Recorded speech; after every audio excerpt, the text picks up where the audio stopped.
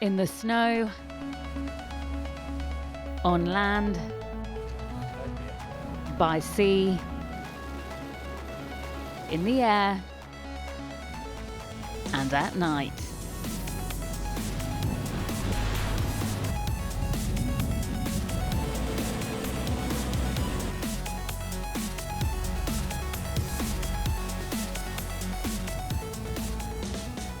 The UK's Commando forces training in the High North, getting ready for one of the biggest NATO exercises in 30 years. To ensure success when working with allies during exercise Cold Response, it's all about practice and preparation in one of the most demanding environments on Earth. Your forces draw right across the totality of the brigade, which is all 9 units, and they're exercising here in Norway really to rehearse our amphibious skills and drills so that we can work with the shipping, the landing craft, but also with the added complication of working in a cold weather environment. So it's really about drawing together all of those things and then adding the added complexity of working with our partners within NATO. And there's a lot to rehearse.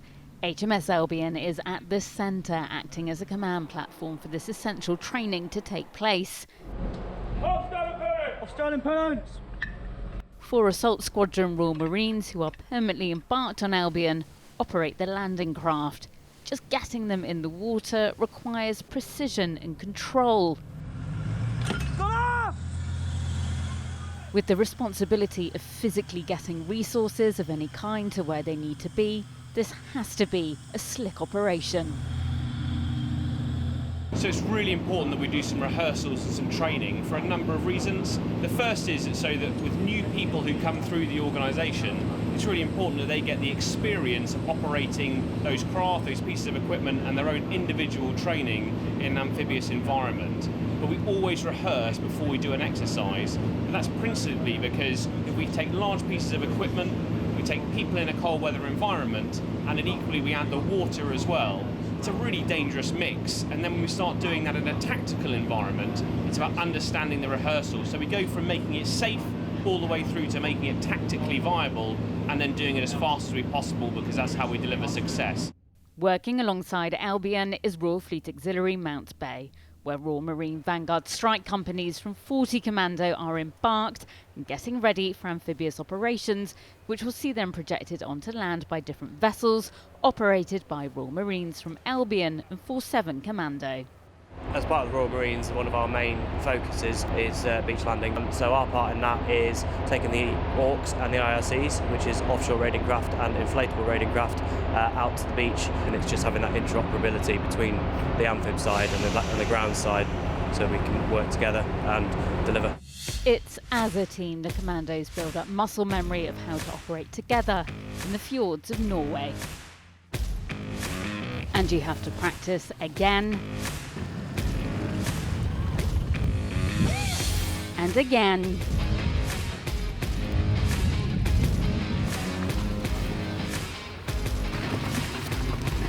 And again.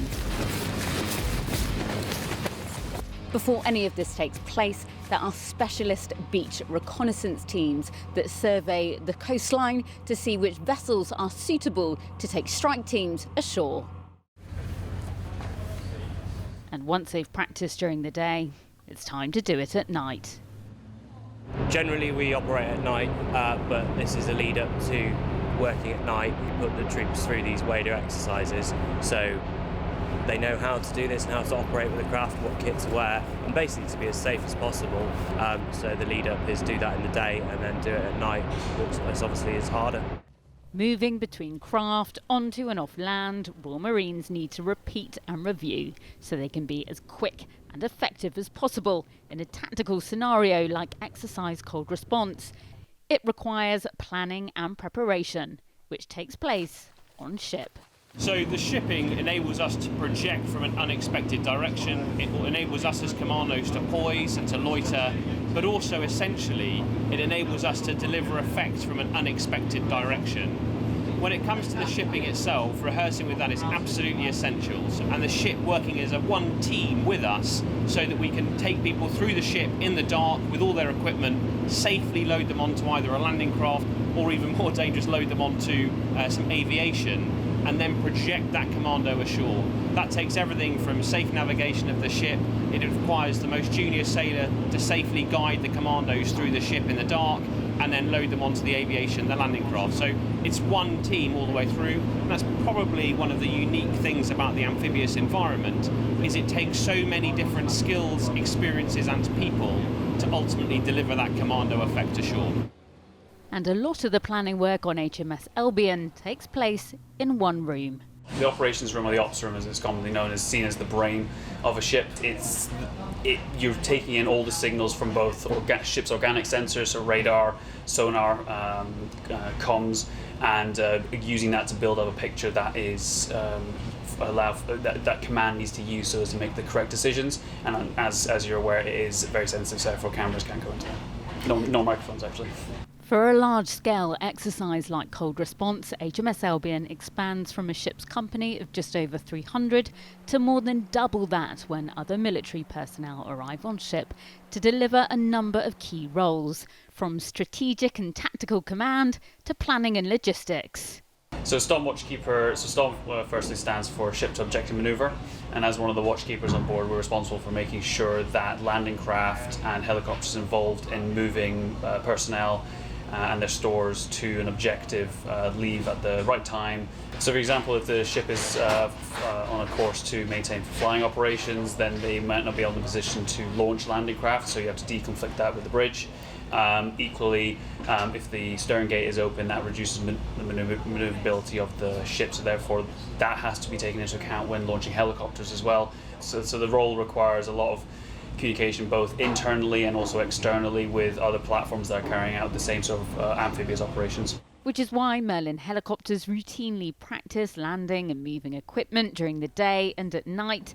It's experience for the pilots and the air traffic controllers on ship.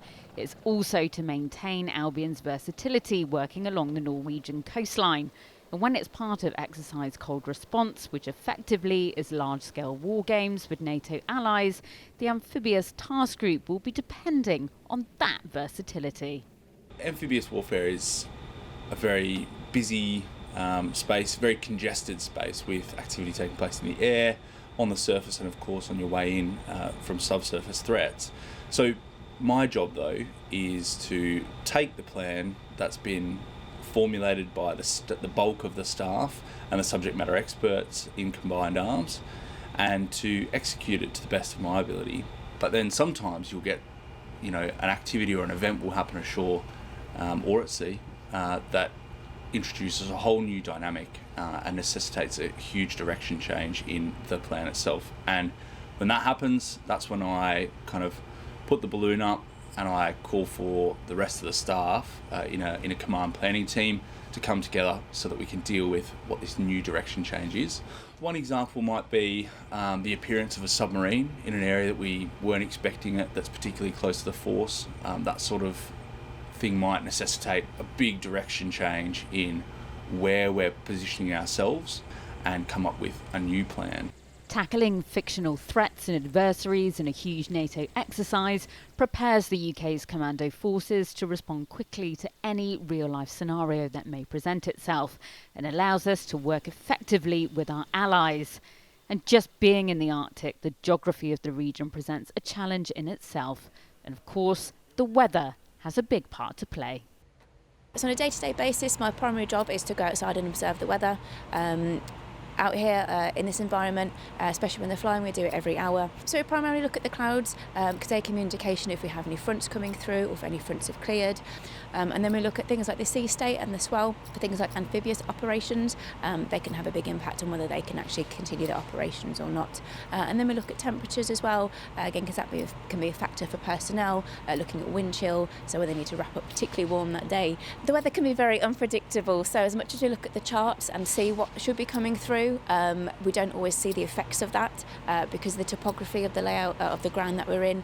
Sometimes the mountains can strip out some of the weather that we anticipated to see. You could forecast from home, if you've got the capabilities on your laptop, but there's nothing quite the same as being here and now to really find out what it's like.